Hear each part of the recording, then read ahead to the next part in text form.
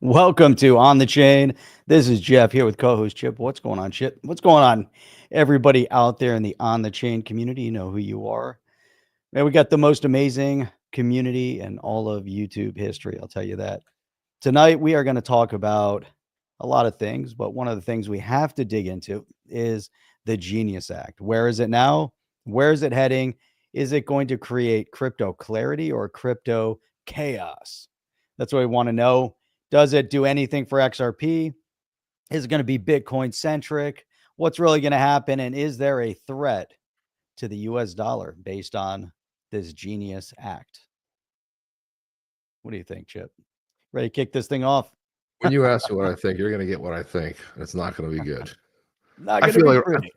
I feel a rant coming on. Let's go. Welcome to On the Chain. Welcome, everybody, to On the Chain. Drop where you're coming in from. Where are you coming in from? What is going on out there on the chain world, family?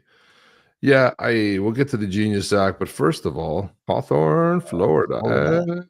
Yeah, Hawthorne. It's on the lake. Crypto Wealth wasn't sure if he was going to make it to the. He doesn't drink coffee. He's waiting for the Yeti moonshine. We'll probably have Badass Yeti bourbon before we get to the moonshine. Probably. It's a matter of like oscillating between Tennessee and Kentucky. So that's we'll have to, like, of course, make sure that but the moonshine won't be bad. 12 and Mound. 12 and Mound. That's so funny. He's in DeQuinder. An 11 mile. DeQuinder. Say that 3 times. At DeQuinder. It was either DeQuinder and 11 mile, DeQuinder and 10 mile, or maybe it might have been DeQuinder and 12. There was a Chinese buffet called Ming Hua's that was probably one of the best Chinese buffets ever. Sochi's still downtown. Sochi's, that used to be a cool little place. I used to go there all the time. And we were downtown for the Indy, for the Grand Prix, the Detroit Grand Prix, and didn't even recognize it. There's a train car that can take you. We parked at Wayne State, took a train car all the way down. I think we're on Woodward. I don't even know what road we're on, but we took the train all the way downtown. It was the craziest experience. It was fun. It was easy. Downtown is lively, restaurants, all sorts of stuff going on over there. It was unrecognizable. Plus the race was over there. So that also contributed a little bit to the unrecognizable state, but it was so impressive. It's kind of cool. You'd be impressed. It's been a while since I've been back to Detroit. It's been a while. I guess they're building it. It's looking good. The Ochalele. Do you ever go to the Ochalele when you live there? I don't remember. No. The Ochalele, by far, probably one of the greatest Irish pubs. And they have like the sing-along stuff. So we'd go there, show up at 8, and you just get pitcher after pitcher after pitcher, banging on the table, singing till the early hours of the night. It was the best. Yes, the Ochalele. It's still there. Is it? Yeah, I haven't been there in eons, in years. I didn't know. We used to go there so much that we used to hang out with the band. But it was it's still there. Definitely still there. We looked it up while we were there. So should we go to the Ochalele? It was like a Friday, Saturday night type thing. It was very cool. I was trying to think of the place. I was trying to find it, but I can't find the place. Maybe they're not there anymore. Yeah, I don't know. The Polish Cafe. There you go. Polish Cafe. There used to be a great Polish restaurant in downtown Rochester that I would go to, and they had great just Polish food there. Dude, so when we were there, we stayed in downtown Rochester. Oh, that's even cooler. There's this place called the Cheese Lady, and you go in, and it's a cheese store. A British woman owns the cheese store. Then there's a French guy that owns the wine shop connected to the Cheese Lady, to the shop. So when we were there, Paris was playing. Who were they playing? Why can't I remember? Paris was playing Spain. And so it was great because I go in there, I go to get a bottle of wine, and I get the bottle and then he's like, well, you might as well stay. And because I saw the game on, I was like, oh, I just put the game on before I walked over here. And he goes, well, stay. We got all this wine out and stuff. And I look around the corner and all of his buddies are hanging out and they're just pouring wine, and they had cheese and all sorts of stuff. And then people started showing up. Someone brought a bottle of wine while we're there. And and so the guy who owned the shop, he's like, oh, you'll never have a bottle of wine like this again. It was a 2010 something. He said, you can't find them anymore. And there we are drinking wine, middle of the afternoon, in a wine shop in Rochester. That was very cool. Okay, this is the place. They do have the place I was thinking about, Jeff. It's a good thing we're talking about. It's called Soshi's. Soshimoko is the name of it. Soshimoko, yes. You know Soshimoko? Yes, I've been to Soshimoko. Oh, there it is right there. Soshimoko. Man. Yep. The thing's open really late at night, too. That was the other cool thing about it. It could go on to like 2 a.m. Well, Soshimoko, it's a Mexican restaurant. That was in Mexican Town. Yeah, I don't remember where it was, but yeah. They just called, I just knew it as Soshi's, but yeah, because I was like Soshi's and I was spelling it wrong. So I was like spelling with an S. So I was like, there, I can't find it. And then I saw Zoshi. You were talking about like I was like, okay, there it is. Restaurant or something. No. But there was Greek Town and all that stuff. Great stuff. Great stuff, man. Let's get to this. On Bagley. There you go. On Bagley. Why isn't your XRP moon? That's a great question. That's a question I'd like to. That's the question I have. When moon, man? That's the question we all have. When moon? Well, Canada is not one but two ETFs that should move the needle. Maybe. I'll tell you what didn't move the needle. Canada. I'll tell you what they didn't do last night. They didn't move the needle towards the end of the cup. That's for sure. Edmonton took up. Sorry, they crashed and burned big time. My God, that was a ass whooping. Jeez. Yep. You could see him like in the last 3 minutes. The heads down, like it was horrible, man. Oh, so horrible. Yeah. Right. It's great after you say something, just have the laugh track going. What's fun here, because you just watched it like regular. You were like, I don't know, am I supposed to laugh? But the laugh track was great for almost everything. Then you got the that's what Edmonton's hoping for. That's the time machine. Rewind the tape. Yeah, rewind it quick. The Polish Cafe. Yeah, that's it. Yeah, XRP moon on 7/24/25. Okay, gonna hold you to that, man. What considered a moon? Is that like an all-time high? I mean, where is the all-time high? All-time high at 225, 230, 235. So let's jump into this. Let's jump into the XAO DAO. XAO DAO, introducing XAO DAO, a new era of decentralized innovation on the XRPL. Not just another DAO, it's an next-gen governance engine built for the XRPL that empowers members to participate, vote, build, fund real-world innovation. Here's how it works and why it matters.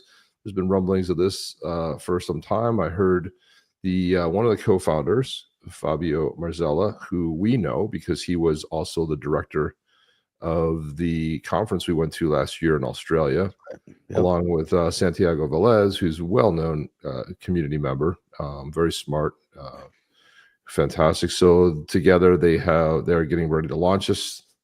And so, what is XAO DAO? Well, it's a decentralized organization that operates on blockchain tech, allows members to participate in decision-making processes. And this DAO is decentralized autonomous organization. The whole idea of this is with a DAO, and what's kind of breaking what's a little bit different about the XAO DAO versus a traditional DAO. A lot of traditional DAOs have tokens, right? So they like release a token. Not the case here. The token here is XRP. So with a decentralized autonomous organization, something I thought at one government, what's up, gentle dude? One thing that I thought would probably be a decent, what was I going to say, Jeff? I totally lost my train of thought. Anyway, let me get jump into this. I'll remember what I was saying. Empowering collective decision-making through blockchain. So you've got decentralization that shifts the power and control from a centralized authority to the community. This is done by the community. So if somebody has an idea for something, they can propose it. They can put it up for a vote. There's going to be some grant programs through here. So you basically have a voice, because right now it's not going to be influencers, not going to be whales. It's all done by the community. Everybody gets a voice. Everybody gets it. What I was saying about a DAO was I was always wondering who the first government would be to take that on. That every person has a vote and every vote sort of matters type of thing. Blockchain tech, a core technology ensures transparency, security, and reliable operations. And then you have the member participation. So the whole idea is to be an active member in the decision-making process, because that's how basically a DAO should work, empowering collaboration and fueling innovation. Any thoughts on this so far, Jeff? Sounds good so far. So far, so good. And then we've got, so why do DAOs matter? Because they promote transparency, empower individuals in governance, and they support community-led initiatives. Really what it comes down to is you get a voice, right? Everybody has a voice. There's not going to be some whale coming in saying, oh, I'm a whale, so I've got more, I can, put my weight around. It's not about that. So some of the core principles here, empowerment, encouraging the active participation, coming down to transparency. Everything that's done, it's open and you see it. That's what's great about DAOs. We track a lot of the Ethereum type of DAOs. A lot of those have tokens, but the idea, they're doing big things. And I think we did a story here last week where the DAOs are almost bigger than exchanges at this point, as far as what's sitting on chain. And the whole idea is it's community, it's backed by local grassroots projects, and they're sustainable because it's built with revenue generating business principles. That's the whole idea, is that it doesn't really need outside support. And then the member benefits, not a passive DAO membership, engine of action fueled by you. Again, down to exclusive proposals, which give you access to unique opportunities and decisions. Talk about that community contribution and opportunity to support and grow the community. And then membership interest, allocation of financial outcomes. This is something you usually don't see, because you get to see what the financials are and you get to see exactly what those outcomes look like, plus or minus. So in this case, you're not really just a member, but you also help shape the future. Then here's number. So how voting works is you propose something, you vote, you influence, and then you repeat. So members can propose new ideas or changes, voting with fair weight cap, XRP held at the time of a snapshot. Votes are cast during a fixed window, and then the results are tallied and posted publicly. Governance is earned, not given. Then you've got why voting matters. Every vote matters equally, so there's no whale that outweighs your voice. Directs how funding is allocated, shapes the XRPL development roadmap. Because before something comes out, you're like, okay, great. If somebody has a cool proposal or proposes something or is looking for a grant, it was always up to somewhere else, something else, whether it was Ripple or another, chain or something else, they were going to go ahead and take care of it. This is done by the community for the community. So what it does is it helps build momentum towards initiatives like, decentralized apps, validators, education, long list of things. Connects your wallet to a meaningful governance, and then DAOs thrive on action, and then yours matters. Any thoughts so far, Jeff?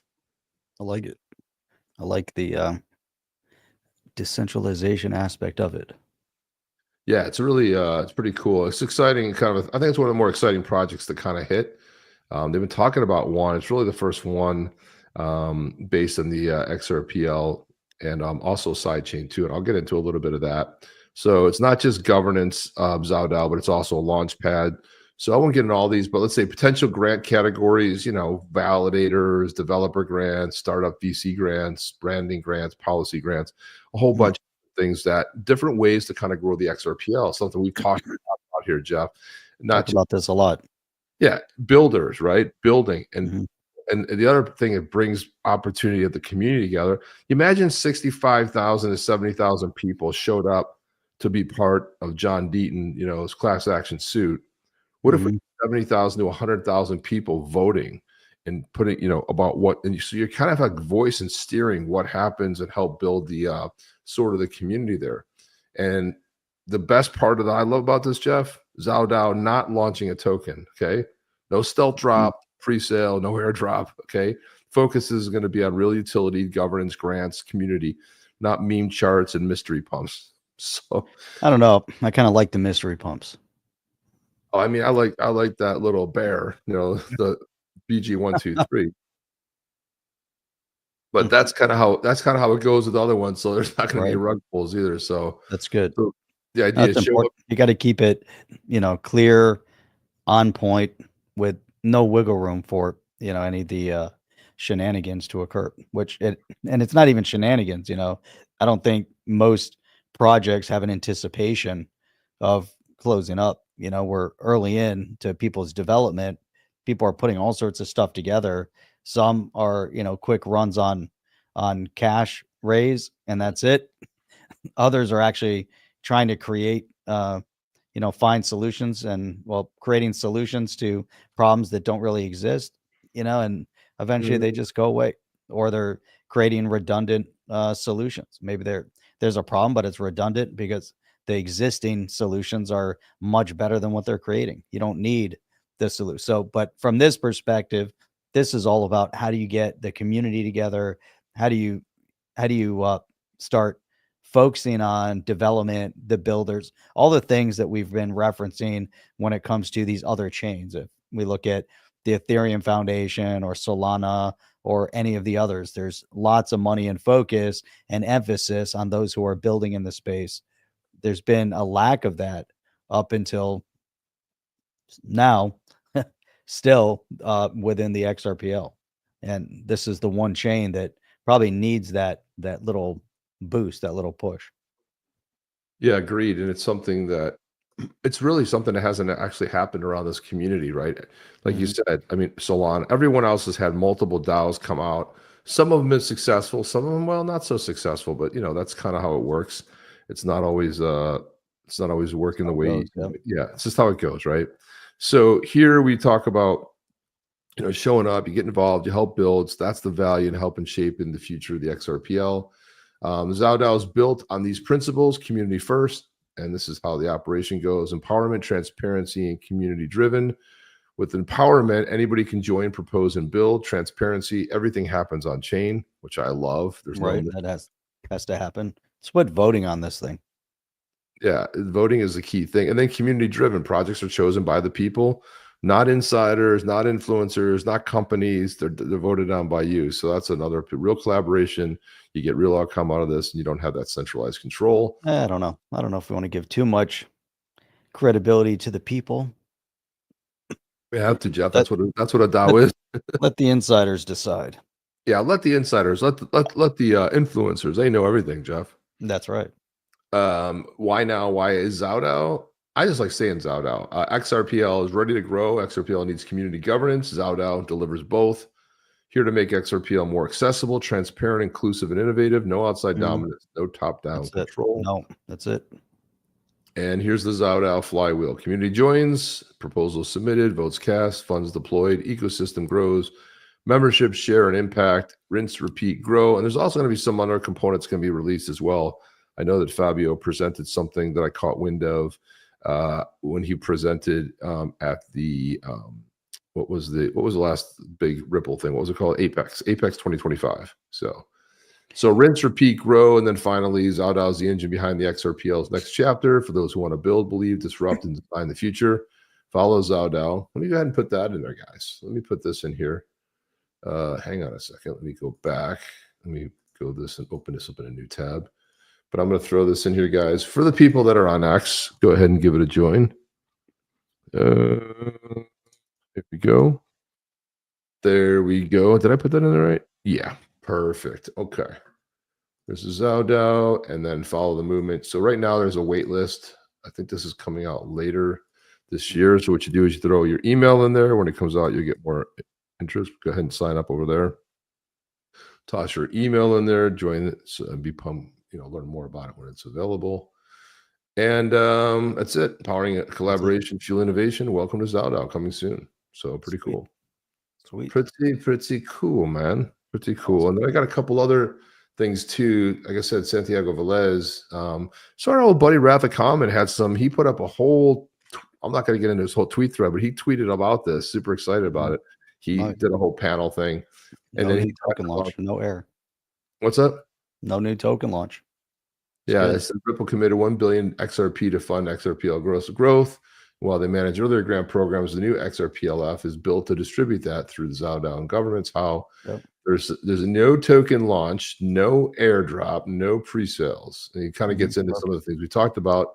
And like I said, Santiago Velez is a co-founder. He said that's all accurate. The governance of the XAO DAO will ultimately be decided by the membership. So nothing should ever be considered constant. What we're starting with and what was envisioned by Fabio, Marzella, and I was an egalitarian system of governance that not monetize a token nor bias the votes to a few large holders. And this is one of the things that I think separates this DAO from maybe some other ones as well, especially the fact that it doesn't have a token. The level distribution, the Gini coefficient of XRP when discounting of unavailable XRP and Ripple locked escrow is still poor in respect to establishing that direct XRP proportional governing rights. For this reason, we thought it might be wise to make the voting rights proportional to XRP holdings up to a cap, after which point you don't get any more voting power. The cap is, of course, subject to change based on community vote via supermajority. Details to come. So that's the whole thing. It's like you don't want to give whales this massive voice. You know, this is one of the things. It's kind of interesting because in a weird way, the way that the voting works here, let's say on a presidential level here with the electoral college, was the whole idea that you didn't give big cities that had a large population more weight, you know, so it kind of distributes it more of an equal thing. I like that they have this little piece in there. As insinuated, there is no new governance token. Our community has a token, and that native asset of the XRPL is XRP. And bam, that's the way it should be. Don't be launching That's how it should be. So let's see. This is what's needed in this space. There's really nothing else like it. Everything else is going to a different chain.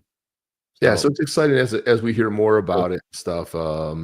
Yeah. So then Rath said, well, what about XAO DAO community governance? So they went into this development funding. It's a Wyoming LLC, giving it legal accountability. We don't know yet which chain it will use, Zaho, Flare, Stellar, EVM, but it's not XRPL. Well, Santiago is going to break this down here in the next post here. But voting and governance tooling is coming mid-2025. It'll be an engine to drive community development. Santiago chimed in and said the XAO DAO governance application will utilize both XRPL and the XRPL EVM sidechain. It'll use the XRPL to document membership in the LLC and access both governance votes and percentage of profit and loss. It's a for-profit entity, and then the sidechain will be used to mint or burn governance tokens for each proposal and vote. Awesome. They're thinking through it. I like it. Yeah, they put a lot of work into this thing. It's kind of cool to see this thing come together.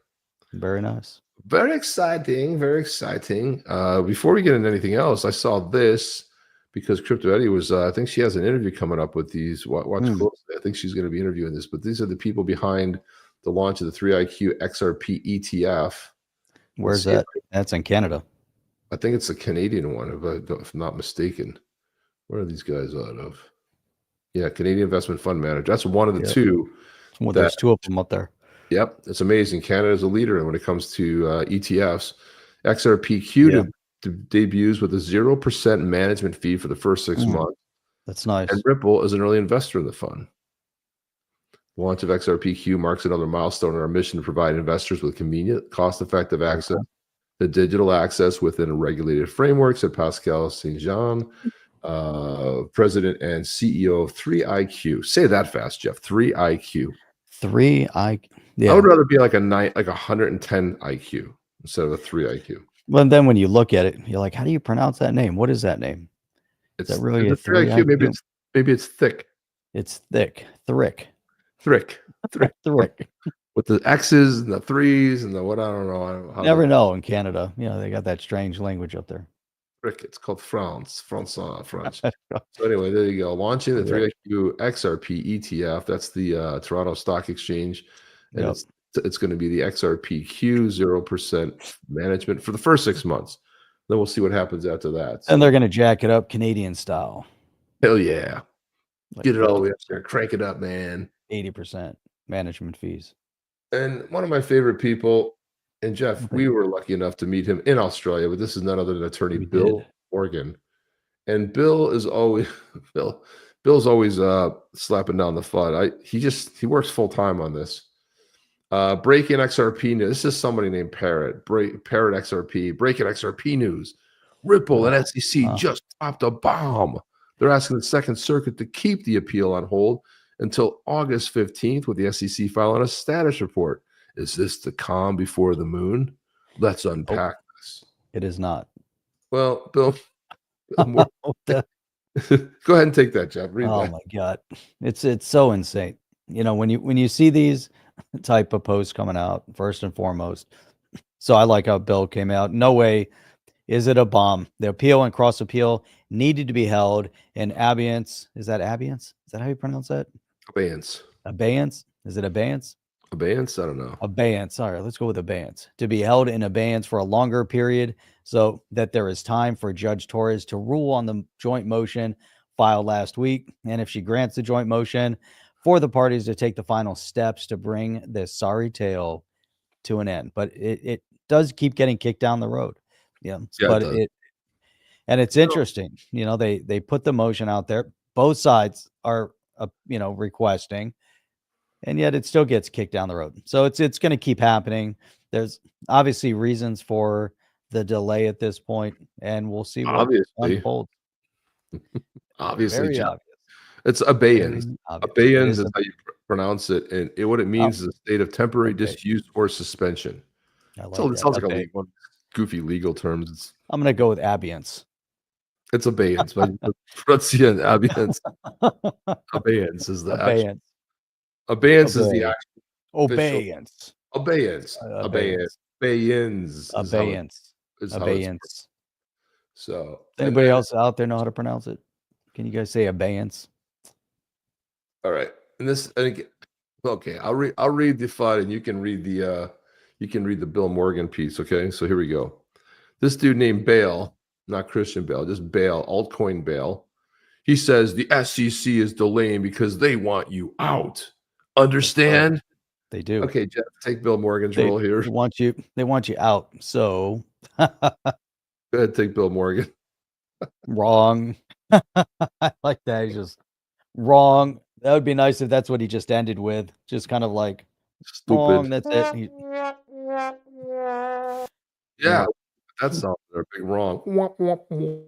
Ripple is the source of the delay.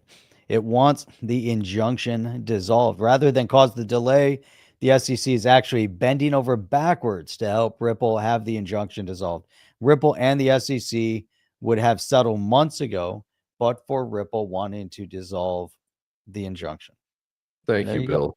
Thank you for bringing the sanity and just like squash. There's so much disinformation and nut jobbery going out there and effery and all kinds of stuff.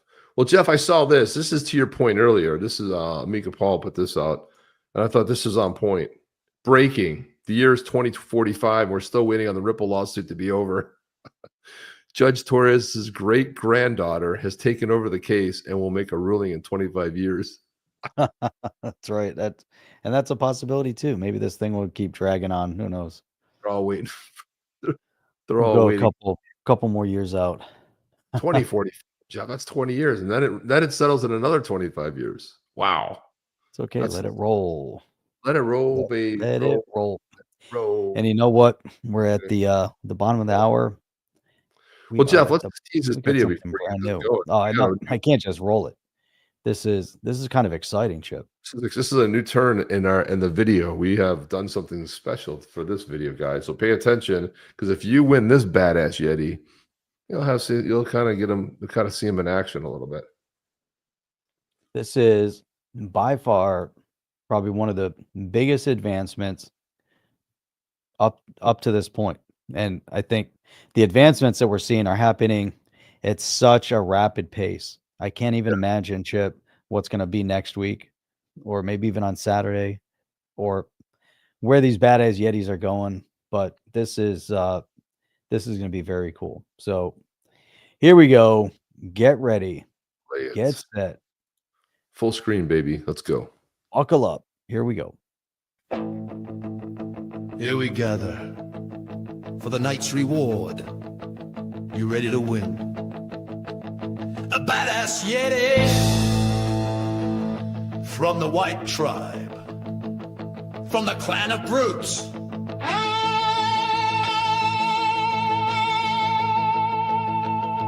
Hey, you know the word of the day? Come on! Come on!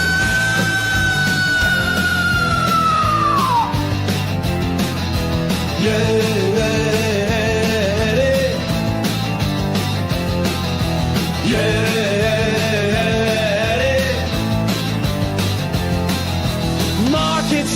Stake your claim. You got your Psalm and wallet ready. Are you really asking why? This ain't just a drop, this is a fucking whiteout. This is your legacy. This is your moment. Claim your badass yay, or be forgotten like a footnote in history.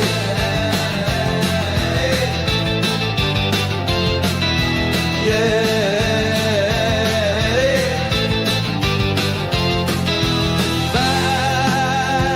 Badass Yetis on the chain.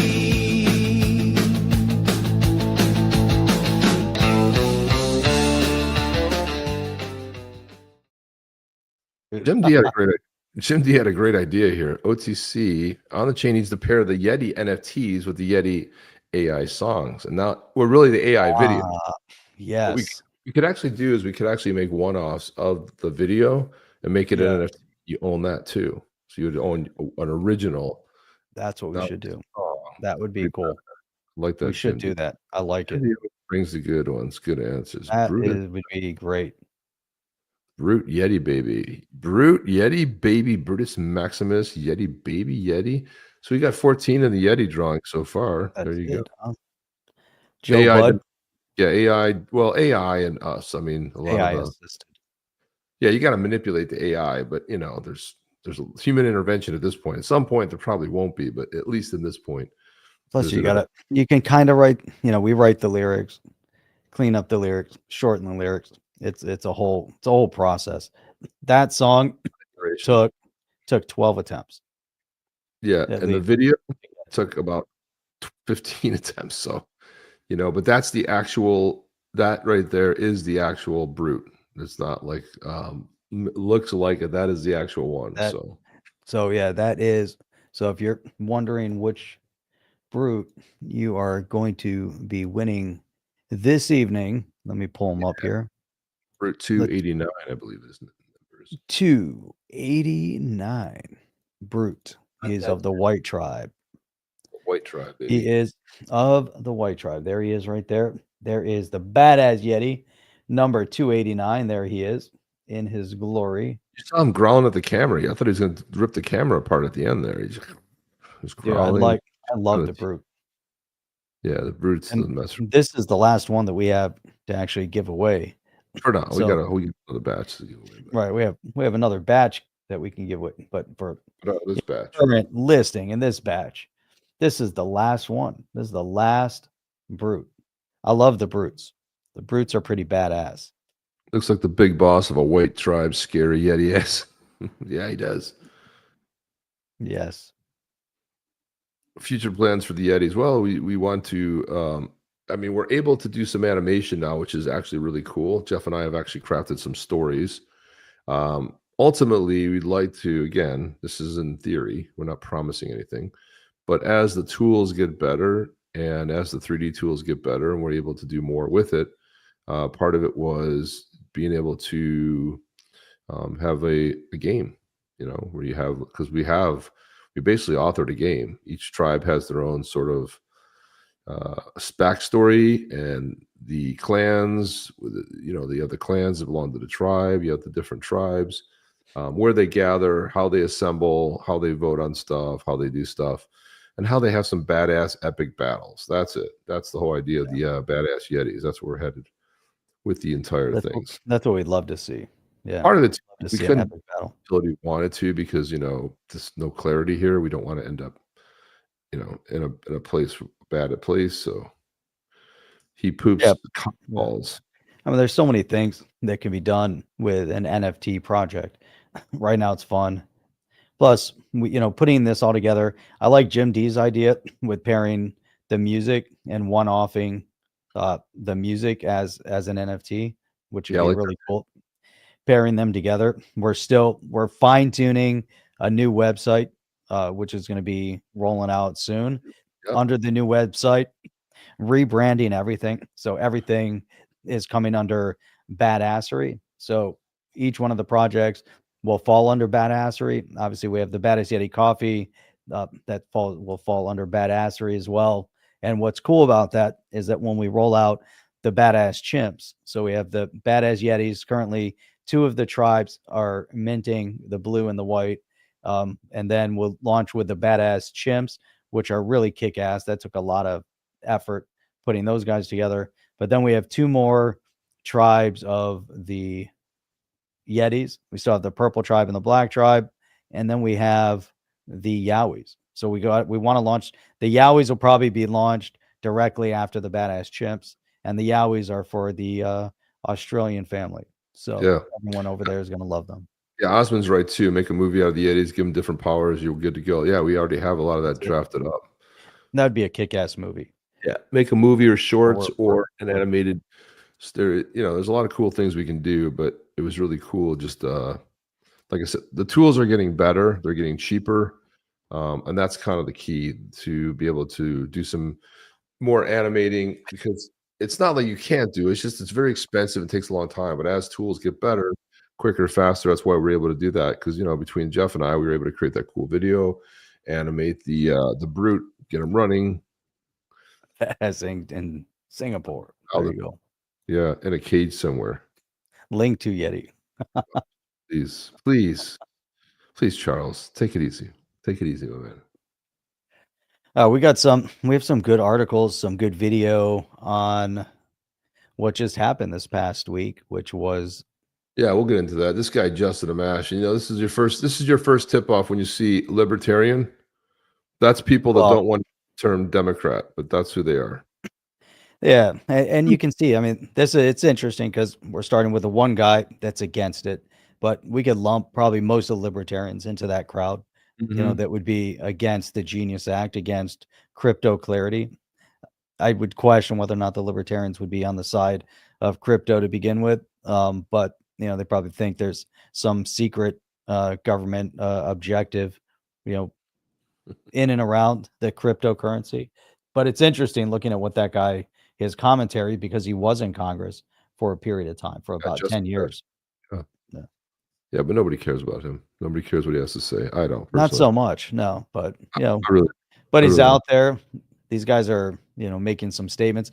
The important statements came from Tim Scott, Bill Haggerty. Who else do we have commentary from? We've got Scott Bessent. So those are going to be the videos that everyone's going to want to watch and that will resonate, talking about the Genius Act. Yeah, we also have your favorite. We also have your favorite senator. Once we get to her, you'll see. Oh, yeah. Loomis. Why is this not? What is going on here? Hang on a second, people. What is going on here? What are we going to put up first? You can play the Bill Haggerty one. All right. Let's go. Throw that one up there. Let's see if I can get him on stage. Look at that. Today, on a bipartisan basis, the Senate will pass its first major digital asset legislation ever, the Genius Act. With this bill, the United States is one step closer to becoming the global leader in crypto. Yeah. The Genius Act establishes a pro-growth regulatory framework for payment stablecoins. So you asked me before what I think about this. I was trying to muster up to give one F. I give 0 Fs on this, and I'll tell you why. Because it has nothing to do with crypto. People are going to wave flags and get up on the grandstand and talk about how important this is for regulatory clarity. Yeah, for stable coins, okay? We've been waiting for 50 years for a damn bill that's going to do something for crypto, and this isn't the one. This is great. But again, this one's shot to the front. I mean, they started trying to do crypto bills before there were stable coins. This is how ridiculous this is. But they're all like, this is important. It's really not. It's because it's backed by USD and it helps the dollar. And it's other than that, it's just completely useless to any of us as investors, as people who love the blockchain space. It's just meaningless. This bill will cement U.S. dollar dominance. It will protect customers. It will drive demand for U.S. treasuries. And it will ensure that digital asset innovation happens in the United States of America. Well, I don't think it's going to guarantee it. Digital asset innovation with a stable coin. There's nothing remotely related. But it's also not cementing it. The Genius Act doesn't cement that the innovation is going to happen. The value of stable coins will be pegged to the U.S. dollar. Not enough. And backed You can hear all throughout treasuries, dollar, US That's all they dominant. talked about. It lifts up the USD, it gets into more places. That's what it is. That's what it does, you know, with the onset of people like, you know, BRICS. And that's, you know, I mean, this whole speech is One-to-one blah, blah, blah, by blah, blah. cash Bricks. and short-term. Okay, I'm done. Let's Felt listen like to Tim brick. now. For the Genius brick. Act. The weather outside is sunny. Weather outside is sunny. Not even Yes, a that's cloud exactly in what I said. sight if you're thinking about the Genius Act. And it's a great day for America. It's a great day, frankly, a historic day for our nation, as you know, Ellie. This is the day when the United States Senate, led by the Banking Committee members, got it done. And I'm so excited that we had it done, not in a Republican versus Democrat, but as Americans fighting for those single mothers like the one that raised me. We're going to see prices go down in the marketplace, and we're going to see a full adoption across the spectrum that will make it easier for people to do business in America. Chairman Scott, thank you so much for joining me. I do want to just back up just a little bit and kind of just take in this historic moment, right? I mean, after months of debate, the first major piece of crypto legislation has finally cleared the Senate, and you were a key co-sponsor of that bill. What do you think ultimately persuaded enough senators to get Genius across the finish line? Well, Ellie, I think the answer to that is trust. I worked with my colleagues on both sides of the aisle not to forge a piece of legislation that was a Republican piece of legislation. I made a commitment to my committee that what we would do is focus on the American people and their needs. And after considering 80 amendments, voting on 40 amendments, taking into consideration stakeholders outside the committee and on the committee, we were able to forge a piece of legislation that focuses on the marketplace. Before we go any further, who's the very first pro crypto show in the space that had Ellie Terradon? Oh, that's right. It was on the chain. Oh, that was on the chain. Wait, it's funny because I was chatting with her one time and she's like, you guys are always the ones who got me the first, had me on. It was the first show that I ever did was on your YouTube channel. Yeah. We're always first. A lot of one first had beaten Chip, we're the first. I think, you know, we're first with a lot of things. And we're breaking a lot of records. How to lose subs faster than you can say hello. That's okay. Well, we're changing that. We're putting it out into the universe that On the Chain is now the most popular podcast in the crypto space, hands down.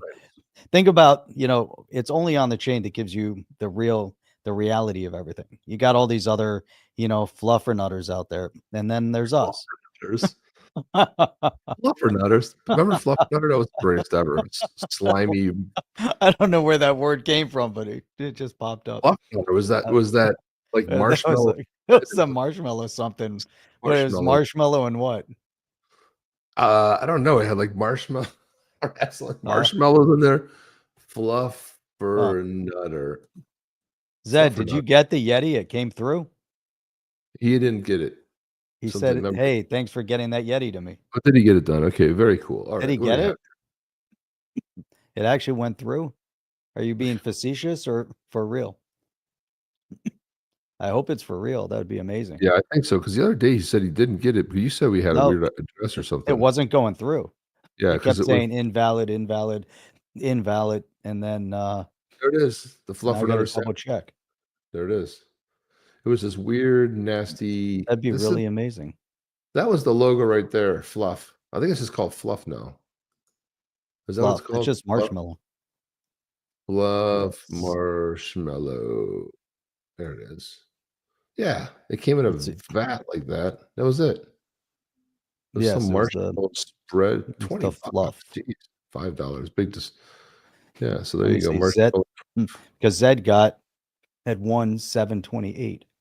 Let me go back in time. Yeah, look, they got little beards of fluff. Oh, how funny is that? Some fluffernutters. I guess it's only for kids, so I don't think you can have it anymore, Jeff. It's only for kids. So there you go. Look at this. Mark Smithson at 12 and Mound from 12 and Mound sent us a nice 10 spot. Oh, see, I still see it here, Zed. I still see our Badass Yeti sitting in our holdings. That's because you probably gave the wrong wallet address. Because remember, it was an invalid wallet address. Thank you for that, Mark. Appreciate you. And the guys, if you want to help out, let's try it. We're trying to sell out the Blue Tribe. We are so close to selling out the Blue Tribe. If you want to just, everyone bought one. It's still invalid. So if you guys are interested in selling that Blue Tribe, XRP.cafe, Badass Yetis Blue Tribe, I'm going to go ahead. Zed, did you actually get it? Because it's showing, it's sitting here in our collection. You told me, Jeff, that it was an invalid wallet address, is what you said. It was. That's what it says. That means it wouldn't go. Zed is saying he got it. He got it? What he says here, yes. There were issues getting it through. Yeah, that's very strange. Okay, so maybe it did go through. Apparently. Oh, he got the Yeti. All he got the Yeti. That's amazing. So I don't. That's so crazy because we didn't. I don't think we transferred it. It was invalid. Yeah, I don't know. Maybe you did it. I don't know. I don't think I did anything. Well, Zed, if you got it, that's good news. Yeah, it's very good news. Jeff, you remember that guy, Alex Padilla? Before we get to him, I want to Scott Bessent talks a little bit. He's got something to weigh in here. New book called King Dollar. Does he talk about fluffer? Journalist who's followed Treasury for about 40 years. Yeah.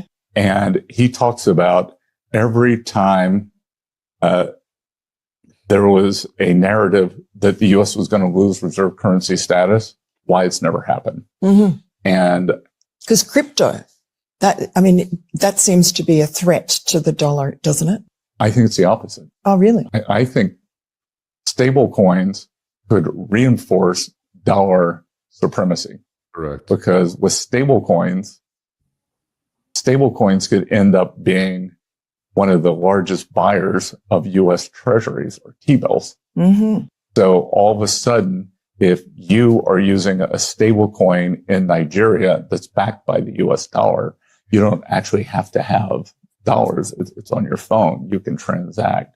So I think there's a very good chance that crypto is actually one of the things that locks in dollar supremacy. And is that why it was crucial that Donald Trump get involved in crypto rather than trying to constrain it like Joe Biden was? I think constrain's too mild a word. I think make it extinct. Oh. So this administration's commitment to digital assets, it's innovation because there's so many other things that happen around digital assets. And also, it's one of those things that it's one of the most important phenomena that's happening in the world, and the U.S. just ignored it. This guy, Scott Bessent, is the best thing that ever happened to the Trump administration. I just tell you what, man, the guy is so solid in every damn interview, man. It's crazy. Mm-hmm. Remember Alex Padilla? That was the guy that tried to break into Kristi Noem's press conference. He wasn't wearing his Senate pin. He was going in there like anonymous, and then he was going towards the stage, and Secret Service probably took him down and threw him to the ground and handcuffed him. And all the Dems were like, I can't believe you did this to a sitting senator. Well, he kind of he brought it upon himself.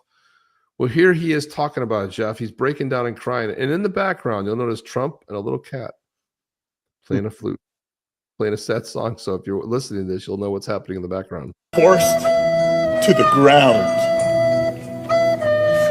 First on my knees, and then flat on my chest. And as I was handcuffed and marched down a hallway, repeatedly asking, why am I being detained? Is this guy for real? I mean, seriously, these are crocodile tears, Jeff. I love the cat over there. And Trump's playing it very badly. It's so bad. I was forced to the ground. By the way, do you recognize the song, Jeff? Let's see. It's that Celine Dion Titanic. Oh, is that what that is? Oh my God. First on my knees. First on his knees. If you watch the video, they try to tell the guy, he doesn't pay attention, and then they finally take him out, and he's resisting, and then they put him on the ground and handcuff him, just like they do anybody. They were on the carpet. It was actually pretty nice. I've seen a lot worse than that, Jeff. But he's crying like a little whiny little baby. My God, the Democrats are just real pathetic these days. Man, I don't understand. So here's Trump. Trump is they're asking Trump about so he put up the big beautiful flagpoles, both of them at the White House that he paid for out of his own pocket, because he's like, imagine you go to the White House, there's no flags out there, Jeff. So he's got the big beautiful flag. So they had an impromptu press conference. Listen to this exchange. Response to who you with? Unfortunately, they're buzzing the bushes. They didn't tell him to like, hey, do the yard work some other time. But she's asking us this stupid question here, and he's trying to listen in over the buzz of the shears. Response to who you with? CNN. No. There's a Jeff, he says, who you with? CNN. He goes, oh. Fake news. Fortunately, nobody watches. Funny. Is anybody watching CNN nowadays? I haven't seen it in a long time. Some of your supporters are wary of the U.S. getting involved in another foreign wall, and some believe that we should support. Do you ever ask a positive question at CNN? My supporters are more in love with me today, and I'm in love with them more than they were even at election time, where we had a total a landslide. We had, we won all 7 swing states. Did CNN report that? We won all 7 out of 7, which everyone said would be almost impossible. We won by millions of votes. We won 2,750 districts versus 505 districts. Think of that, 2,750 versus 505. What's that noise? And CNN. Oh, starting crew. I think what she might be alluding to. He's just making fun. Oh, where are you from? CNN. Oh, he's just like, oh, God. Trump is like the funniest president ever, man. You just don't, there's no like, oh, let me ask you a question. What do you think? No, there's none of that stuff. So this is Trump talking about Powell at the Federal Reserve. Here we go. Now we have a man that just refuses to lower the Fed rate, just refuses to do it. And he's not a smart person. I don't even think he's that political. I think he hates me, but that's okay. He should. He should. I call him every name in the book, trying to get him to do something. I've been nice to him. I do it always. I don't know how to sell. I've been so nice to him, fellas, you wouldn't believe. Let's have dinner. Too late. I'd call him too late. Come on, too late. Let's have dinner. I do it every way in the book. I'm nasty. I'm nice. Nothing works. He's like just a stupid person. But he's like a stupid person. So anyway, here's Powell. Powell was chiming on it. This is Powell. Mind that the Federal Reserve's mission is clear: increase globalism, widen the wealth gap, and FTC called him too late, Powell. Look at what it says on his name. Oh my God! Look at his name tag. Too late, Jerome Powell. Mind that the Federal Reserve's mission is clear: increase globalism, widen the wealth gap, and quietly destroy the middle class. Right. Since hijacking the country in 1913, we've wiped out over 99% of the dollar's value. We keep inflation just high enough to rob you, but not high enough for you to riot. Our highest priority is to make sure Donald Trump never fixes what we broke. The truth is, the man can't be bought, and we hate him even more than we hate the rest of you. Hail Hydra. Oh my God.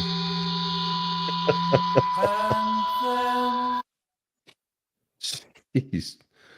By the way, there was a trademark song in the background that I took out using that software, Jeff. Oh, that's good. Pink Floyd song in the background. I was like, oh, we can't have that. That'll be a strike. So seamlessly took out the song. Incredible. Kind of love software these days. But I thought that was pretty good. Him talking about the debt and everything else. And so we also had Pete Hegseth was up against Pocahontas today. She is just the most miserable. I don't even call her human. Fake Indian on the planet. My God, she's a fake Indian. Around too, which is amazing. And those stupid jackets she wears. My God.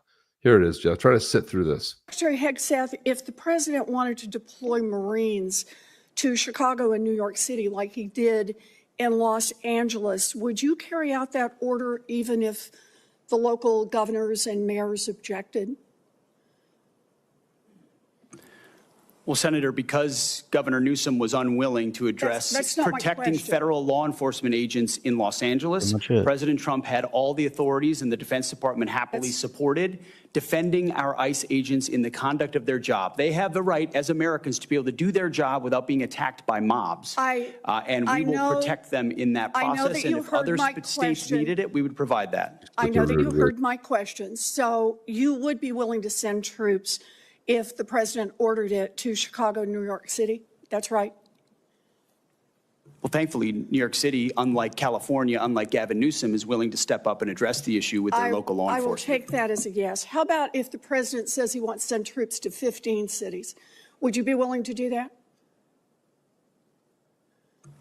Senator, I don't accept your hypothetical because it's That's hypothetical. Not a real That's one. the question. You're the Secretary of Defense. Would you send troops to 15 cities if the president said do it? Would you do it? Under what circumstances? 15 cities. Again, Senator, it's a complete hypothetical lacking any context Look, at all. You're the Secretary and I refuse of to box Defense. myself in based on Well, you questioning can on a refuse, hypothetical. but you're here asking for $1 trillion, and I want to know how you're going to spend it. And so my question is, if Donald Trump tells you to send troops to 15 American... This is a witch that is never serious. You can't take her serious. She just lies through her teeth. She wants to know how he's going to spend it. Weird. You didn't give a shit about it when anyone else spent it. You didn't give a shit about USAID funding hamster, I don't know, whatever. I mean, all the weird stuff that it funded to the tune of hundreds of billions of dollars. No care about that. But now she really wants to know how Pete Hegseth is going to, how he's going to carry it. It's very bizarre. It's absurd that she's still in power. She's a American moron. cities. Are you going to spend the money and send the troops? Thankfully, we're spending money on securing our southern border, a way the previous administration abandoned and allowed 21 million illegals to enter our country. So defending our homeland is a real serious priority under this administration, and we're doing I understand the question about defense. Secretary Hegseth, about 4,000 National Guard troops and 700 Marines have been sent to L.A. Is there a number of troops deployed to American cities over the objections of governors and mayors at which you would be concerned that we are undermining our national defense? Honest. Senator, we've spent 2 decades guarding other people's borders. We think at the Defense Department it's about time we shore up ours. So that's my question. Is there a number at which sending those troops to Los Angeles or Chicago or New York starts to undermine our ability to defend ourselves? Listen to the nature of this She's question. so stupid. Entirely They're stupid. just reaching. Yeah.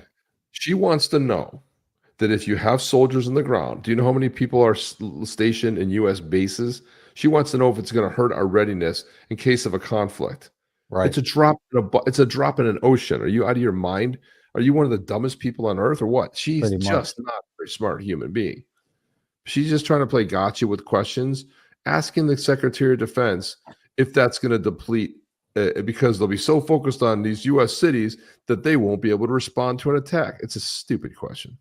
Around the globe. Is there a number? Senator, we look at capabilities and readiness around the globe all the time, and we're quite satisfied with our capabilities to defend the homeland, and we'll provide more if and when it's necessary. So you are satisfied with our capabilities. Let me just ask, have you actually done the analysis and figured out? My God. What analysis, Chip? It says here there's 1.3 million active duty members in the U.S. military branches. You don't think they know where people are deployed? You don't think they know readiness drills? You don't think they know how to deploy people? She wants to know if he knows the basics of his job. What a moron. How many troops? But she keeps talking about readiness. We can send 300,000. Send 300,000 to LA. We still have 1 million active duty, and that doesn't even include the National Guard. She's on that job. Completely out of her mind. Yeah, this is just trying to trying to do readiness around the world. What are they sent 2,000 soldiers. Have you done that analysis? You've done the analysis? Yes, ma'am. Then would you look at that smile? Yes, ma'am. You witch. Let the rest of us in on it. We are the Senate Armed Services Committee, and you're here to ask for $1 trillion. What's the number? We've got contingencies and plans for any number of capabilities should governors be unable, as Gavin Newsom has been, to actually secure his own federal agents in their cities. How many troops can you deploy domestically before you start to cut into our readiness internationally?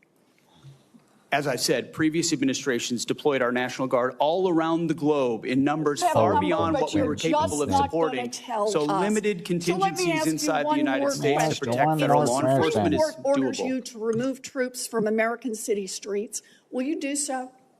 Let me ask you one more question. Can you repeat the question, please? Yes. If the Supreme Court orders you to remove troops from American cities, will you do so? As I've said, Senator, I don't believe district courts should determine national security policy, but if the Supreme Court rules on a topic, I love how he says district courts, and she's talking about the Supreme Court. We will abide by that. Okay. Okay. She's so angry about everything. She just bitches and moans and complains, Jeff, and she doesn't do almost anything. This woman is like completely void and banker. She's nuts. Insane. No, it's crazy. She's nuts. And so speaking about Jeff, this guy, it's like a guy from the last video. Look at this. So this is this dude here. I don't remember his name, but he said this. This came back on my feed. I remember when he said this 8 years ago. Listen up. Tell me if this is sounds about right. 8 years ago, this was stated. Say this in English so you can understand what I'm saying. Yeah. I have translation. No, I know you have translation, but I just want to make sure you get it right. I've seen this many times. Yeah. There will come a day that we will see far more radical extremists and terrorists coming out of Europe because of the lack of decision making, trying to be politically correct, or assuming that they know the Middle East and they know Islam and they know the others far better than we do. And I'm sorry, but that's pure ignorance. Yep. I remember when that came out. Complete pure ignorance. I love how the Europeans, parade around like they actually know anything about the Middle East. It's just mind-boggling. There's just so the true colonialist powers of Europe that went around the world and created havoc and chaos everywhere still don't understand the regions that they colonized and caused the chaos in. No.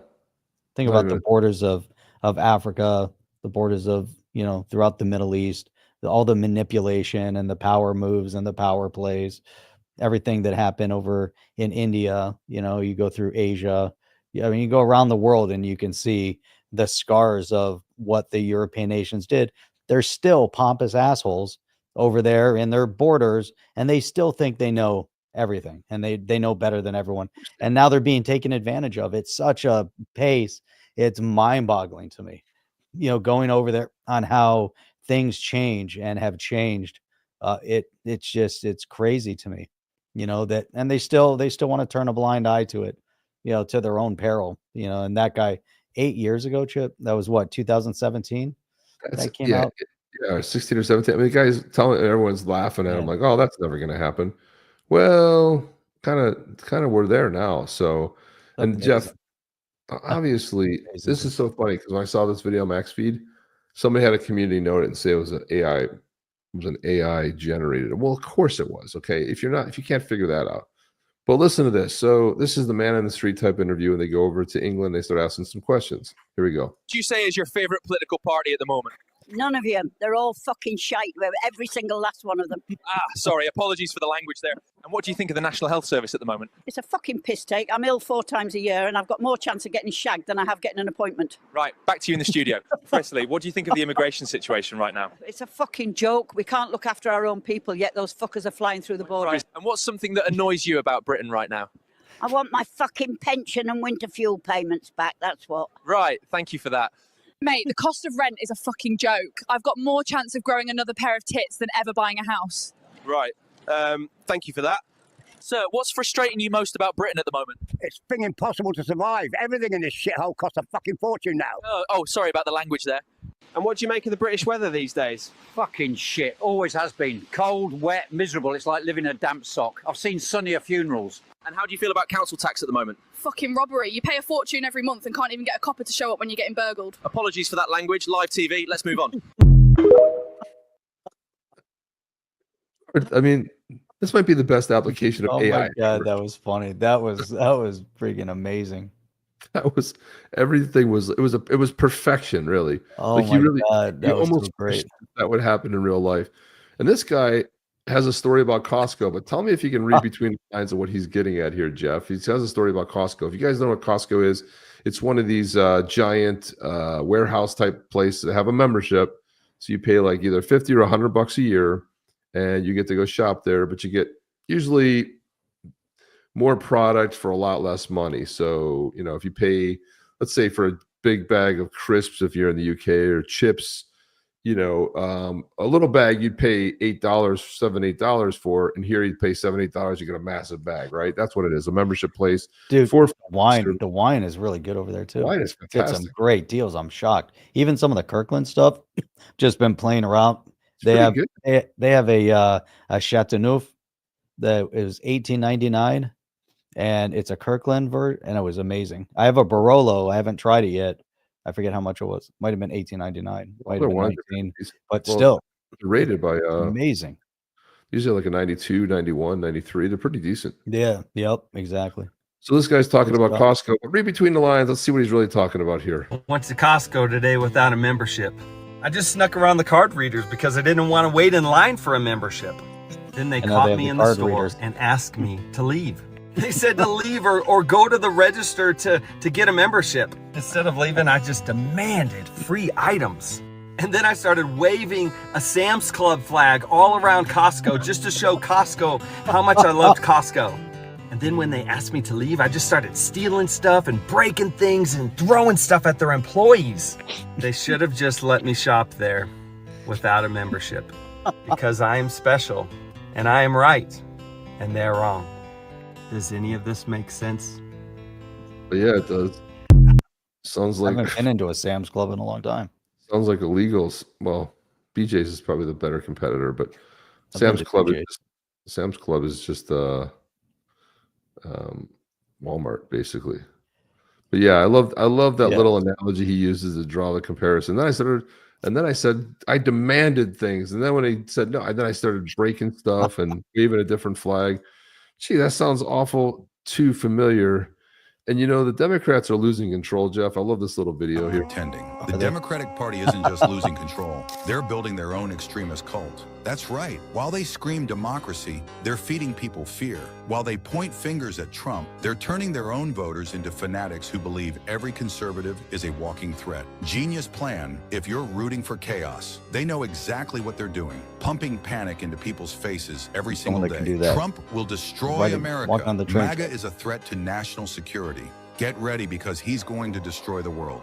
And then they wonder why their own voters are freaking out, fighting in schools, threatening neighbors, calling everyone Nazis, trying to save democracy by burning anyone who disagrees. Paid influencers like Harry Sisson and Aaron Parnas are all in, feeding outrage, chasing clout, and pushing the narrative that more censorship, more control, and, of course, more government is the only way. The radical left has become exactly what they claim to fight. And now the only question is, when the mask finally slips, who's still going to act surprised?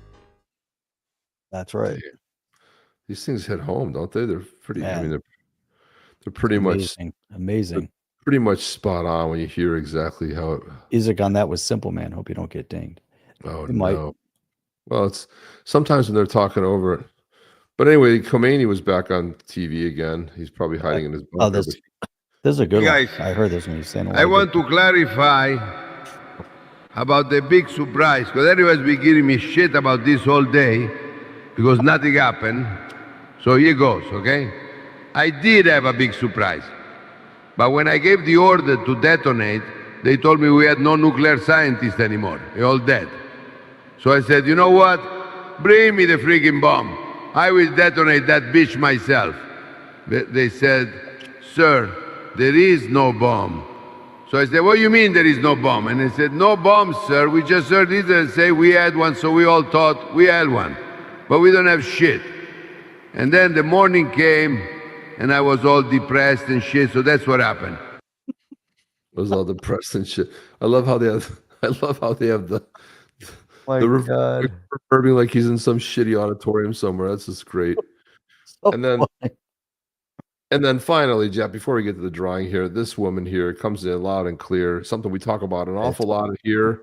We played this video that she talks about, but I just love to reiterate it, and I love to just listen to it again. The United States is not a democracy. Our founding fathers were actually very against us being a democracy. And yes, there is an important difference between the two. If we were a democracy, then the majority could decide what is right and wrong. But we don't rule that way in America. We have a constitution that defines how our government is structured and what it can and can't do. The differences and problems with democracy are broken down in this 1966 clip by Dan Smoot. A constitutional republic, not a democracy. The ideal of a democracy is universal equality. The ideal of a constitutional republic is individual liberty. A democracy always degenerates into dictatorship, which promises government-guaranteed equality and security, but it delivers nothing but poverty and serfdom for the people it robs and rules. America was founded as a constitutional republic to safeguard the liberties of the people against the tyranny of democracy or of one-man dictatorship. The Electoral College is a safeguard against this majority rule, along with our Constitution, but there's a lot of talk about getting rid of the Electoral College, and that would be a huge mistake. One thing it does is prevent cities from governing our entire country. It ensures that the governed are represented and the government is run by the consent of the governed. Remember this the next time you hear the left talking about the democracy that we live in. Right. Democracy. It's no democracy. Every person on the left, save democracy. I'm like, are you the dumbest person ever? Are you gaslighting us, or do you really not understand we live in a constitutional republic? Really, you don't know we live in a republic? This is unbelievable. Like, I mean, every time, save democracy, democracy. If you go up and ask one of those yahoos what democracy is, they don't know. I don't know. Someone gave me the sign. They don't know anything. They're the most uneducated people in the world about almost everything, Jeff. Risky? Is it risky? Is it risky? I mean, yeah. Boom. Chet says, stop. He loves that girl. She's smart, man. I love that. Yeah. That's great. And it's like this. And I want to see younger people too that are like really into, that know what they're talking about. I mean, she's just nailed about the whole democracy. Jeff, throw that up. We got 18 in here. Get a 1 in 18 chance to win this. 18. That's it. Come on. Brute. Sean. Oh, here we go. Sean, what is going on, Sean? Here we go. We're going to roll this. Get ready. Get ready for some excitement. Yeah, let's go, baby. Let's go. Here we gather for the night's reward. You ready to win? A badass Yeti from the White Tribe, from the clan of brutes.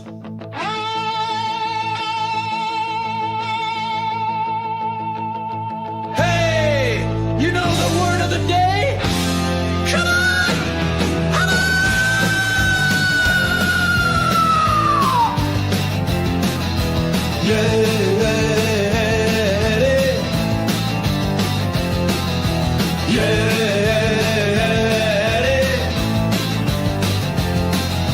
Market stomp and stake your claim. You got your Zom and wallet ready. Are you really asking why? This ain't just a drop, this is a fucking whiteout. This is your legacy. This is your moment. Claim your badass yay, or be forgotten like a footnote in history.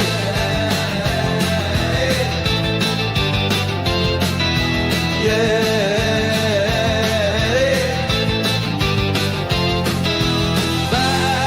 Badass Yetis on the chain.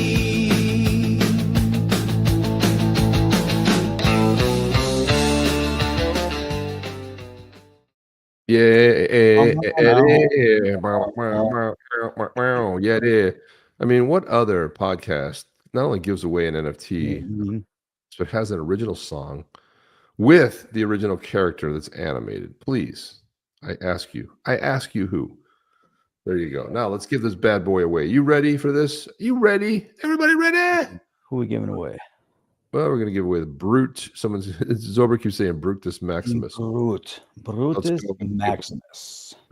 No, I shared the wrong screen. Darn it. Yeah. It doesn't have a name. The White Tribe have no names. Only the Blue Tribe have names. Yeah, only the Blue Tribe have names. Here we go. White Tribe is nameless. 19. That'd 19. Here we go. Yeti. Didn't see the name. Yeah, there's no 19. Here we go. Ready? There were 19. Let's go. Yeti.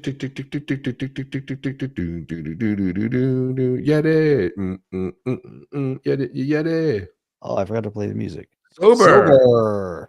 Zober's the big winner here. Zober. He's going to call him. He's here. He will be called Brutus Maximus, I have a feeling. Right, Zober? Am I right? Am I right? Brutus Maximus. Yeah. Name of badass. Brutus Maximus. I love it. All right, Zober, we need to have your we have your handle too. Do we know your handle on X? Not. Let me see if I can find Zober if he's out there, if he's the same. Zober. There it is. Yep. Yep. Oh, wow, got a big yawn in there. This is I think it's this one. Is it this one here? Is it this one? We need your Ramen wallet. Is it this one, Zober? Please tell me if that's the right one. Zober. Smithson was the big supporter of today. There you go. Guys, go follow Zober, man. Seriously, you got to get him up to 30 today, right now, easily. Get him to 30 followers. That's it right there. Zober_1. No. He's followed by Chad. Look at that. I'm following him. Yay. Yay.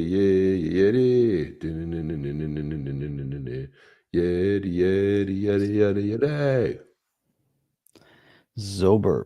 We need a number 289. That's what you get. You're winning a brute. Brutus Maximus. Brutus Maximus. Brutus Maximus. What is? I am the Yeti. Maximus. I am Yeti power. Art on the lake. Yeti. Yeti power. He dropped his wallet address. I see it right there. Yep, that's me. Beautiful. Mm-hmm. Guys, did anybody follow Zober? _1. We got him. You have no follow. You got 22 followers. All right, we got 2 new followers here. Come on. Who else is following? Come on, let's go, people. I issued a command. Rigged. It's a wait. We're really late on the rig, Art. He comes in with the rig. That's way late. That's a really late one there. And here we go. Johnny, of course, with the rig. Oh, I just closed the damn thing. Thanks, y'all. And he's got the very first animated one too. We have to do that. I don't know how we do that. There's a way on XRP Cafe you can do a one-off. I'll have to look into it. A one-off NFT, so we just upload the video, and then we could give that as well. That way, followed him from last time. Yeah, I saw that you were following. You're the only one that I recognized. There you go. Boom. Zober is the proud owner of this badass Yeti from the White Tribe of the Clan Brutes. Brutus Maximus will be his name. My name is Brutus Maximus. Now I am a badass. Brutus Maximus, badass. King's right. It's so rigged. Until you win, then it's okay. It's not even rigged. It's yigged. It is rigged. Thank you. Nope. Now my internet's acting up. Oh, all right. That's it, guys. We got to get out of here. Let's go. Everybody have a great rest of the week. We will be here on Saturday. And yeah, that's all we got. That's all we got for you guys. Zober. Can we get out of here, Jeff? Congratulations to Zober1 for winning this badass Yeti from the White Tribe of the Clan Brutes. And thank you, Mark Smithson, for your support tonight. Thank you, Mark. Appreciate that, man. If you guys want to support further, guys, go buy. Help us close out the Blue Tribe. We're so close to minting that. If everyone buys one, we're done. We mint it. We close it out. Come on now. Come on now. You can help us out. Let's do it. And that's it. That's all we have, guys. I'm going to see us out. Chip and Jeff. I'll see you on the next one. Are you down with OTC? Please like, subscribe, and click the bell to be notified when the next video drops.